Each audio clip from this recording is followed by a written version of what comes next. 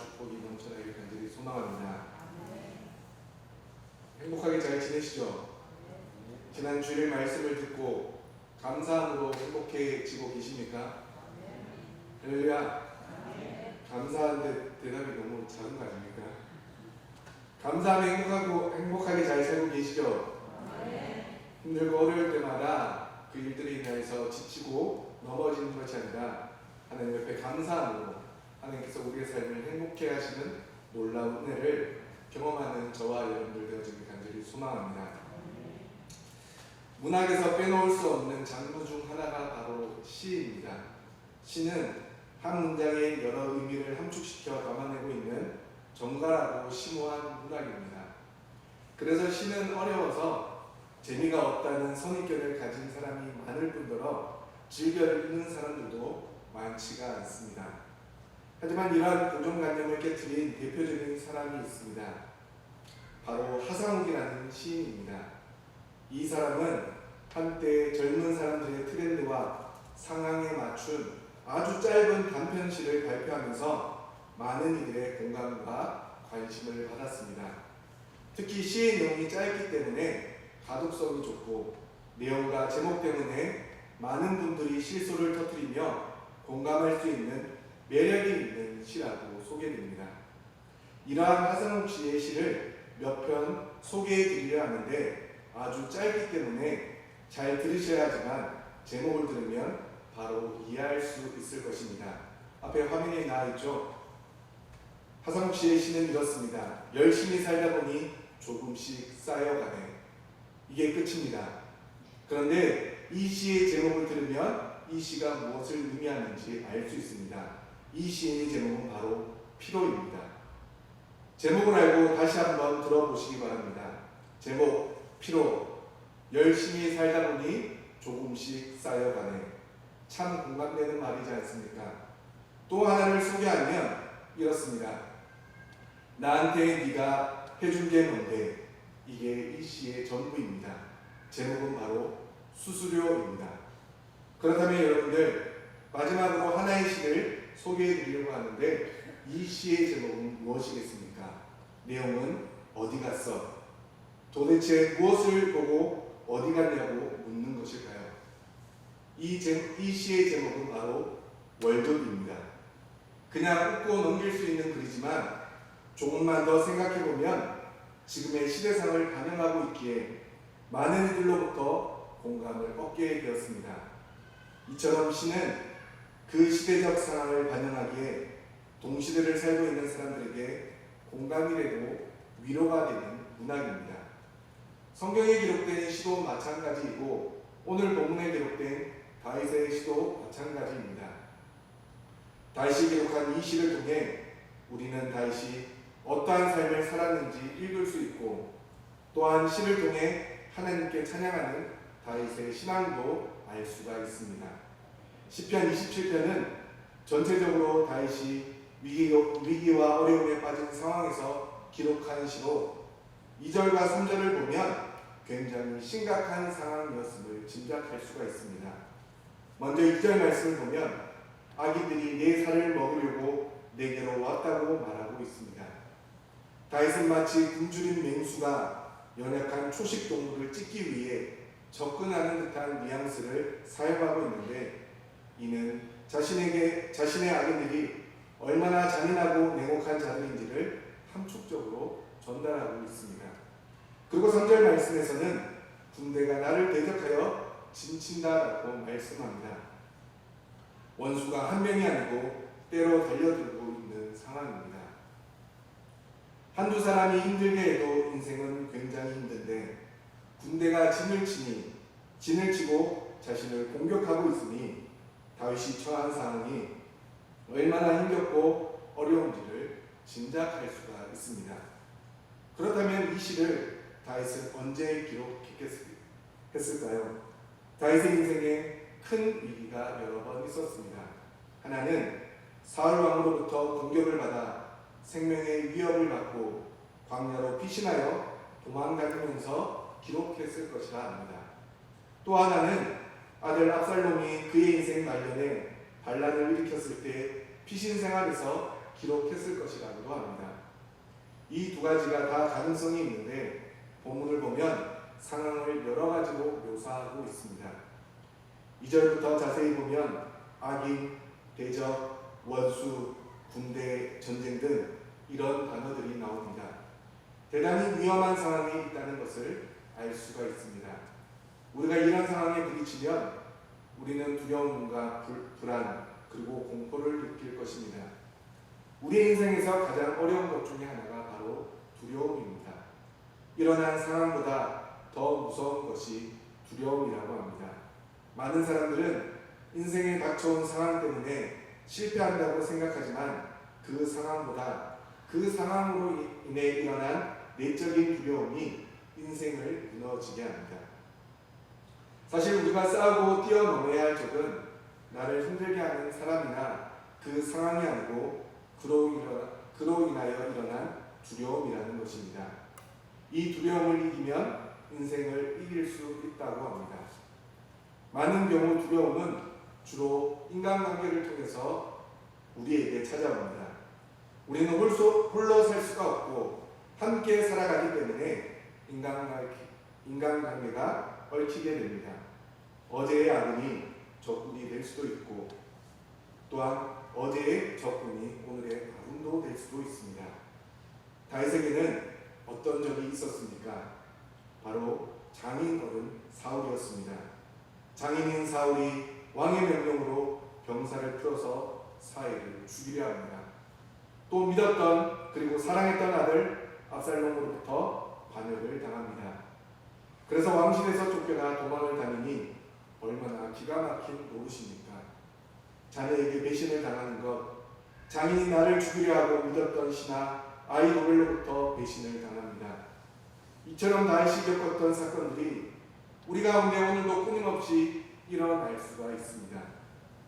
요즘 인터넷을 닮은 뉴스 중 하나가 걸그룹 멤버였던 한 사람이 같은 그룹에 있는 리더로부터 따돌림과 구박을 견디지 못하고 결국 그 팀을 탈퇴한 일을 공개하였습니다. 한 가지 예로 아버지가 암 말기였는데 자신은 그것으로 인해 너무나 괴로운데 팀에 방해가 될까봐 아버지를 뵈러 자주 가보지도 못했고 심지어는 아버지께서 돌아가셨을 때 울고 있었는데 팀 분위기를 망친다며 끌려가기도 했다고 합니다. 그런 괴롭힘이 얼마나 심했던지 신경 안는지 및 수면제를 먹어도 쉽게 잠을 잘 수 없는 자신의 현실에 대해 너무나 괴로워했습니다. 그리고 얼마 전 한 체육선수가 감독과 팀 닥터 그리고 같은 팀의 주장으로부터 수차례 폭행과 폭언 등 괴롭힘을 당해 스스로 목숨을 끊는 너무나도 안타까운 일이 우리 가운데 벌어졌습니다. 특히 어머니와의 마지막 연락에서 엄마 사랑해 그 사람들 죄를 밝혀줘라는 글을 남기고 너무나 안타까운 선택을 해서 우리들의 마음을 아프게 했습니다. 얼마나 괴로웠으면 그 일을 혼자서 감당하기가 얼마나 버거웠으면 자신이 그렇게 좋아했던 팀을 탈퇴할 수밖에 없었고 또 자신의 생명을 스스로 포기할 수밖에 없었을까 너무나 마음이 아파옵니다. 이런 이야기를 들으면 우리의 마음이 얼마나 아픕니까? 어떻게 그런 일이 있을 수 있는지 참으로 안타깝고 안타깝습니다. 그런데 이는 우리의 삶에도 얼마든지 일어날 수가 있는 일입니다. 사랑으로 키웠던 자녀가 어느 날 반항을 하고 부모와 원수가 되기도 합니다.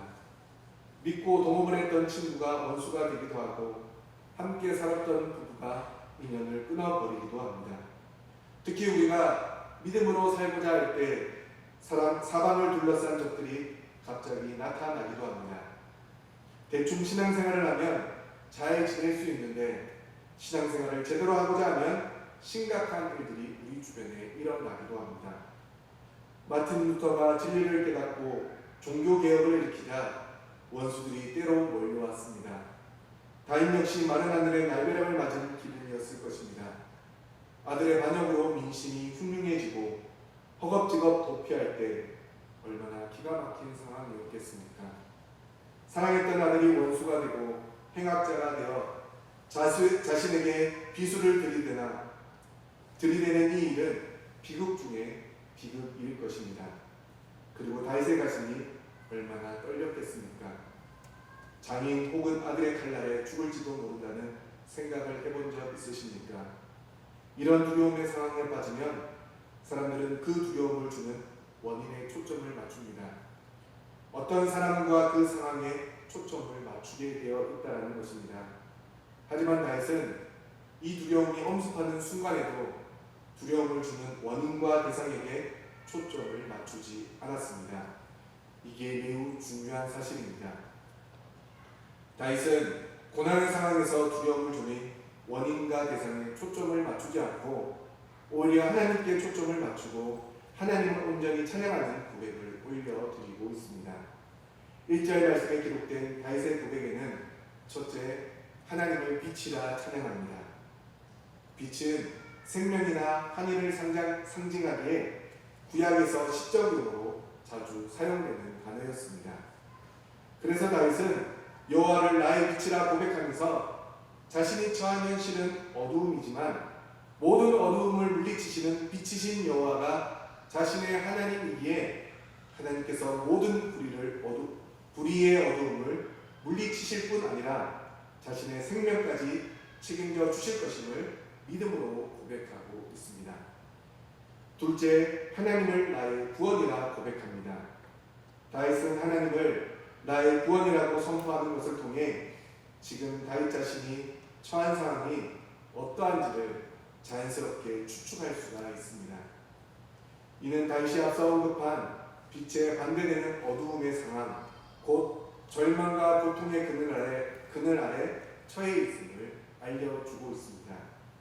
이러한 다윗의 상황은 군대가 진을 치고 전쟁이 일어난 위급한 상황에 대한 묘사를 통해서도 더욱더 확실히 확인할 수 있습니다. 다윗은 무수한 전쟁을 치러온 장수였으며 전쟁에서 사용되는 전술과 각종 무기들 그리고 병력이나 지형 등에 대해서도 잘 알고 있었던 인물이었을 것입니다. 그러나 그 모든 것을 배제한 채 하나님만을 바라보며 그분이 자신의 구원이라고 선언하고 있습니다. 이는 불의한 대적과의 전쟁에서 하나님만이 자신에게 승리를 주실 수 있으며 그분만이 언제 어디서 날아올지 모르는 악한 자들의 공격과 위협으로부터 자신의 생명을 지키실 분임을 확신하고 고백하고 있는 고백입니다. 세 번째는 내 생명의 능력이라 하나님을 찬양합니다. 여기에 기록된 능력이라는 단어는 능력이라는 뜻뿐만 아니라 산성, 보장, 피난처 등의 의미를 지닌 단어입니다. 따라서 전쟁의 이미지가 강한 내용을 감안할 때 이는 다윗을 보호하는 피난처 내지는 요새라는 의미로 이해하는 것도 우리에게 참으로 유익합니다. 이처럼 하나님께서 자신의 피난처이며 요새가 되셨기에 다윗은 어떤 위기 앞에서도 두려워하지 않았고 누구도 무서워할 필요가 없음을 스스로 당당하게 선포하고 있는 것입니다. 이러한 고백을 보더라도 다윗이 얼마나 하나님을 온전히 믿었었는지 그리고 그분을 얼마나 의지했는지를 우리가 짐작할 수가 있습니다. 특히 여호와가 나에게 빛을 주신다, 여호와가 나에게 구원을 주신다라고 기록하지 않고 여호와는 나의 빛이시라, 여호와는 나의 구원이시라고 고백하고 있는 것은 다윗이 여호와께서 외부에 있는 빛이나 구원을 자신에게 가져다 주시는 분이 아니라 빛 그 자체이시며 구원 그 자체이심을 선포하고 있는 것입니다. 하나님에 대한 이런 바른 믿음과 지식이 있었기 때문에 다윗은 자신을 대적하는 온갖 대적들이나 엄청난 위험에 직면해 있으면서도 내가 누구를 두려워하리요라는 담대한 고백을 통해 누구도 자신을 공포와 두려움 그리고 절망에 빠뜨릴 수 없음을 외치면서 하나님을 온전히 찬양하고 있다라는 것입니다. 공포와 두려움 속에서 하나님에 대한 온전한 믿음과 지식으로서 담대히 하나님을 찬양하는 것은 우리가 온전히 본받아야 할 것입니다. 벤자민이라는 헝가리의 목사님이 계셨습니다. 어느 날 외출했다 돌아오니 예배당에 누군가가 불을 질러 놓았습니다. 그리고 어린 자녀들은 죽임을 당하였습니다. 그때 그 목사님은 우리가 조금 전 불렀던 찬송가 549장을 조용히 하나님을 향해 찬양하였습니다. 내 주여 뜻대로 행하시옵소서. 큰 근심 중에도 낙심케 마시고 살든지 죽든지 주뜻만 따르게 해달라고 찬송하며 기도하였습니다. 또 타플리드라는 42살에 죽은 청년 목사님이 계셨습니다. 그는 몸에 무수한 질병을 갖고 있었습니다. 사람들은 그를 보며 움직이는 종합병원이라는 별명도 지어 주었습니다. 그는 사람들의 오해와 질시 속에 죽으면서 하나님께 찬송을 드렸습니다. 만세반석 걸림이 내가 들어갑니다.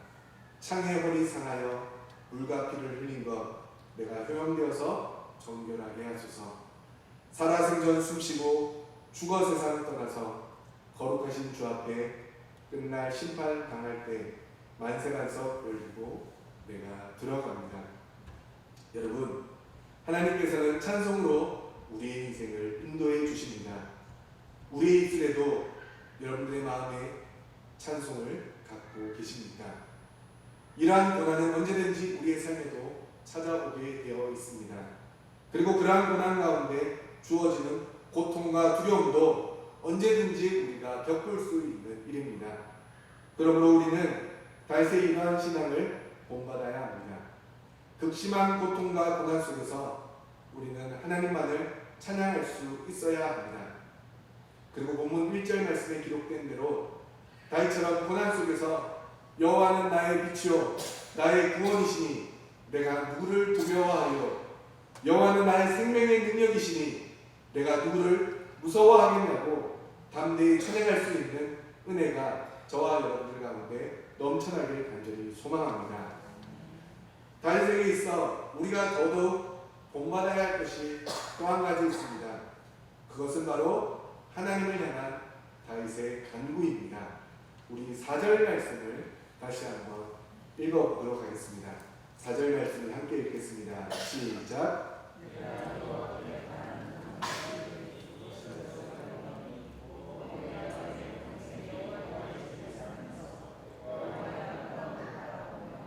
예, 성전에서 사모하는 그것이다. 아멘. 그냥 읽기만 해도 은혜가 되지 않습니까? 다윗은 평안할 때나 아니면 원수의 대적들로부터 너무나 힘겹게 살 때도 언제나 하나님께 구하던 한 가지 소원이 있었습니다. 그것은 바로 여호와의 전에서 누릴 구원의 기쁨이었습니다. 그렇다고 다윗 평생의 기도 제목이 이 한 가지였겠습니까? 다른 수많은 기도 제목들이 있었겠지만 언제나 변하지 않고 평생의 기도 제목으로 하나님 앞에서 끊임없이 구하는 기도 제목이 여호와의 전에서 누릴 구원의 기쁨이었다는 것입니다. 그런데 지금 이러한 간구가 어디에 기록되어 있습니까? 악인들이 자신의 살을 먹으려고 할 때 군대가 자신을 대적하여 진을 친 상황에서 하나님께 이러한 기도를 올리고 있다는 것입니다. 지난번에도 말씀드린 바 있는데 많은 사람들은 이러한 고난을 당하면 이러한 고난이 지나가길 하루빨리 이러한 고통이 끝이 나기를 기도합니다. 하지만 예수님은 아까 고난 속에서 자신을 지키기 위해 기도하셨고 다윗은 그 하나님 되심을 통해 그 고난을 이길 수 있다고 믿을 뿐 아니라 고난 속에서도 여호와의 전에서 누릴 구원의 기쁨을 더욱 사모하며 기도하였습니다. 앞서 다윗이 고백했던 것처럼 하나님은 나의 빛이요 구원이요 생명의 능력이시니 이를 다른 말로 하면 하나님께서 내게 이렇게 선하시기에 나를 향한 하나님의 계획이 이렇게 최고이시기에 내가 여호와께 무엇을 바라겠습니까? 그러니 내가 구할 것은 내가 내 평생에 여호와의 집에 살면서 여호와의 아름다움을 바라보며 그의 성전에서 사모하는 그것뿐입니다 라고 간구할 수밖에 없었다는 것입니다. 하나님이 너무 좋고 하나님이 너무 감사하고 하나님께서 내게 언제나 선하시기에 하나님께 무엇을 더 바랄 게 있을까? 내게 필요한 것은 다 차고 넘치도록 채워주셨고 악인과 원수와 군대까지도 다 물리쳐 주셨기에 내가 더 바랄 것이라고는 여호와의 전에서 누릴 구원의 기쁨 이것뿐이라고 다윗이 고백하고 있다는 것입니다. 너무나 놀라운 고백이며 놀라운 기도 제목이지 않습니까? 이게 한 나라의 왕의 고백이고 전쟁을 헤매면서 그리고 대적을 피하여 평생을 살아온 한 사람의 고백이라는 것입니다. 이러한 다윗의 고백이 이 자리에 계신 모든 성도들의 고백이 되어지길 또한 간절히 축복합니다. 작년에 교회 오빠라는 영화가 개봉되었습니다. 2017년 휴먼 다큐멘터리 KBS 스페셜에 나오는 교회 오빠라는 제목으로 먼저 TV에 방영이 되었습니다. 그리고 영화는 그 이후에 고 이간희 집사님의 암이 재발되면서 겪게 되는 여러 가지 일들에 대한 내용을 담고 있습니다. 포털 사이트에서는 이 영화를 이렇게 소개하고 있습니다. 하나님, 저희 가족 이러다 다 죽게 생겼습니다. 주님 살려주세요.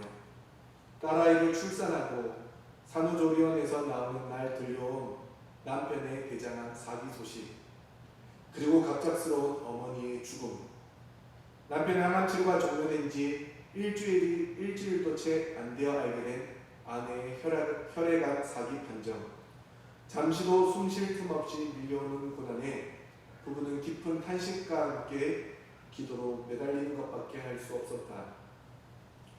내 안에 나는 죽고 오직 예수만이 사는 삶, 마치 욕과도 같은 인생, 이해할 수조차 없는 기막힌 상황에도 남편 이관희는 그 누구도 원망하지 않고 절대로 주님에 대한 신뢰를 거두지 않았다. 삶과 죽음의 경계에 서 있는 그는 무엇을 바라보았을까? 어떻게 그런 고백을 할 수 있었을까? 하루라도 더 온전한 삶을 살기 위해 몸부림쳐갔던 이간희 집사의 순전한 믿음이 스크린을 통해서 펼쳐진다. 이렇게 기록되어 있습니다. 그리고 영화에서는 고난과 역경의 상황에서 고 이간희 집사님은 어느 누구도 원망하지 않고 마지막까지 주님에 대한 믿음과 신뢰를 거두지 않았습니다. 그 중에서도 영화 후반부에 나오는 아내의 인터뷰가 우리에게 너무나 큰 도전을 줍니다. 암이 다시 재발되어 항암 치료를 했지만 그것도 소용이 없는 상태에서 의사 선생님이 이 정도로 암이 퍼져 있으면 통증이 굉장히 심하니 몰핀 주사를 쓰자고 이야기를 했다고 합니다. 그래서 아내가 왜 그걸 안 맞고 참느냐라고 물어봤더니 나는 지금 하나님 말씀을 보지 않으면 하루도 살 수가 없는데 그걸 맞으면 정신이 해롱해져서 성경 말씀이 들어오지가 않으니 차라리 통증을 참는 게 더 낫다라고 고백하였습니다. 또한 맑은 정신으로 말씀을 읽고 싶고 설교를 듣고 싶기에 그 약을 맞지 않겠다라고 고백하였습니다. 그래서 임종하는 순간까지도 몰핀은 안 맞게 했고 그냥 해열 진통제만 맞았다라고 합니다. 2018년 9월 16일 고 이간희 집사님은 40번째 생일 새벽에 숨을 거두었습니다. 그리고 그의 아내는 숨을 거둔 남편을 껴안고 이렇게 고백합니다. 주님 감사합니다. 아버지 하나님 감사합니다. 우리 남편 천국 백성으로 삼아주셔서 감사합니다. 사랑하는 성도 여러분, 오늘 본문 5절 말씀에서 다윗은 이렇게 고백합니다. 여호와께서 환난 날에 나를 그의 주막 속에 비밀히 지키시고 그의 장막 은밀한 곳에 나를 숨기시며 높은 바위 위에 두시리로다. 아멘. 어떤 환난이 와도 여호와 하나님께서 나를 그의 초막 속에 비밀히 숨기실 것이다. 그의 장막 은밀한 곳에 나를 숨기실 것이고 높은 바위에 나를 두실 것이다. 이것이 다윗의 믿음의 고백이요 또한 고 이간희 집사님의 믿음의 고백이라 생각되어집니다. 그리고 그러한 믿음의 결국에는 여호와의 장막에서 즐거운 제사뿐만 아니라 노래하며 여호와를 찬송하리라 고백합니다. 이렇게 고백하는 은혜가 우리 가운데 있길 소망합니다. 무엇을 선택하고 결정하느냐보다 더 중요한 것은 오늘 나에게 얼마나 하나님을 향한 감사와 믿음 그리고 신뢰와 소망과 사모함이 있었느냐 하는 것입니다. 대부분의 믿음의 사람들은 성경에 기록된 다윗이 성군이었으며 하나님의 마음에 합한 자였기에 다윗이 처한 어려움보다는 다윗이 받은 축복에만 더 집중하는 모습을 볼 수가 있습니다. 하지만 다윗은 언제나 자신에게 주어진 축복뿐만 아니라 고난과 어려움까지도 하나님의 주권 아래 있음을 고백하면서 두렵고 떨리는 상황에서도 하나님만을 찬양하였습니다. 이처럼 찬송은 슬픈 사람을 기쁘게 만들며 약자를 강자로 만들고 적을 이기게 해줍니다. 기도에 능력이 있는 것처럼 찬송에는 위력이 있습니다. 기도에 응답이 있는 것처럼 찬송에도 응답이 있습니다. 이스라엘 백성들이 찬송할 때 여리고성이 무너졌고, 이스라엘 백성들이 찬송할 때 암몬 족속과 모압 족속이 패망하였습니다. 그러므로 찬송은 곡조와 붙은 기도이며 찬송은 하나님이 기뻐하시는 일입니다. 그 사실을 잘 알고 있었던 다윗은 예배 때마다 노래하는 자들을 세워서 자기 자신과 이스라엘 백성들의 신앙을 표현하였습니다. 이처럼 찬송에는 놀라운 힘이 있습니다. 그래서 찬송의 능력에 대해 짧게 설명하면서 말씀을 마치려 합니다. 찬송은 첫째, 슬픈 사람을 기쁘게 만드는 위력이 있습니다. 음악은 감수성이 풍부한 예술이기에 모든 사람은 음악의 영향을 받게 되어 있습니다. 그래서 성도에게 특별한 축복이 주어졌으니 그것은 바로 찬송을 부를 수 있다는 특권입니다. 바울과 실라는 매를 맞고 옥에 갇힌 후에도 찬송하였고, 옥토가 흔들리고 웅문이 열리고 쇠사슬이 풀어지는 놀라운 기적을 경험하였습니다.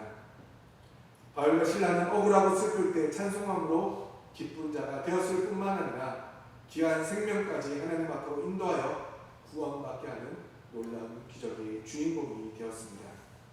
둘째, 찬송은 약자를 강자로 만드는 위력이 있습니다.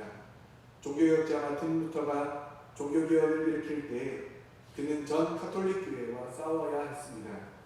그것은 이길 수 없는 싸움이었습니다. 하지만 그는 찬송가 585장 내 주는 강한 성이요라는 찬송을 부르며 두려움과 떨림 속에서 종교개혁을 성공적으로 이끌 수 있었습니다. 세 번째는 찬송은 적을 이기는 위력이 있다라는 것입니다. 민수기 10장 9절 말씀에 보면 적과 싸울 때 찬송하라고 증거합니다. 이스라엘 백성이 적과 싸울 때 찬송했던 것처럼 우리는 어려운 문제를 해결하고자 할 때 그것이 생사 간의 중요한 문제요 어려운 문제라 할지라도 먼저 찬송해야 합니다. 그것이 문제 해결의 지름길이기 때문입니다. 네 번째는 찬송은 마귀를 이기는 위력이 있습니다. 이스라엘의 초대왕 사울은 말년에 정신병이 걸려 비참한 최후를 맞았습니다. 그에게 악신이 임하여 그를 괴롭힐 때마다 다윗은 수금을 연주하였고, 그리고 악신이 사울에게서 떠나갔다라고 성경은 기록합니다. 사랑하는 성도 여러분, 우리는 언제나 하나님을 찬송해야 합니다. 그래서 저는 오늘 설교의 제목을 지금은 찬송할 때라고 정했습니다. 그래서 설교 제목이 어폐가 있는 것처럼 들릴 수도 있습니다. 하지만 제가 말씀을 통해 전하고 싶은 것은 지난 주일에 목사님께서 하신 말씀의 제목처럼 행복해서 감사하는 것이 아니라 감사하니 행복해지듯, 평안하니 찬송할 수 있는 것이 아니라 찬송하니 평안한 삶을 살 수 있다는 것을 말씀드리고 싶은 것입니다. 그러므로 힘들고 어려운 이때에, 믿음을 지키기 더더욱 어려운 이때에 찬송을 통하여 하나님의 이름을 높이고, 찬송을 통하여 우리의 간구를 하나님께 올려드림으로 그 은혜를 통해 또다시 찬송할 수 있는 은혜를 누릴 수 있기를 소망하는 것입니다. 그러므로 하나님의 은혜는 찬송이 언제나 우리의 입술에 있게 해줄 것입니다. 그러므로 힘들고 어려운 시기를 찬송을 부르며 이겨내시고, 또한 우리의 찬송을 받으시는 하나님이 우리의 빛과 구원과 생명의 능력이 되어주셔서 우리의 영원한 소망을 이루어주심을 온전히 믿으시기 바랍니다. 그러므로 우리는 항상 찬송해야 합니다. 앞서 소개드렸던 교회 오빠라는 영화는 모든 스태프들이 단 한 사람도 예수 그리스도를 믿는 사람이 없었다고 합니다. 그런데 놀라운 것은 그들이 그렇게 아무도 예수님을 믿지 않았지만 그 모든 영화를 다 찍게 되었고, 그리고 앞서 말씀드렸던 것처럼 고 이간희 집사님의 삶을 통하여 하나님께 찬양하는 모습을 보여주었습니다. 그러므로 우리는 날마다 찬송함으로 능력 있는 성도, 능력 있는 교회를 이루어 하나님께 영광 올려드리는 우리 울산남목교회 모든 성도님들 되시길 주님의 이름으로 간절히 축원합니다. 기도하시겠습니다.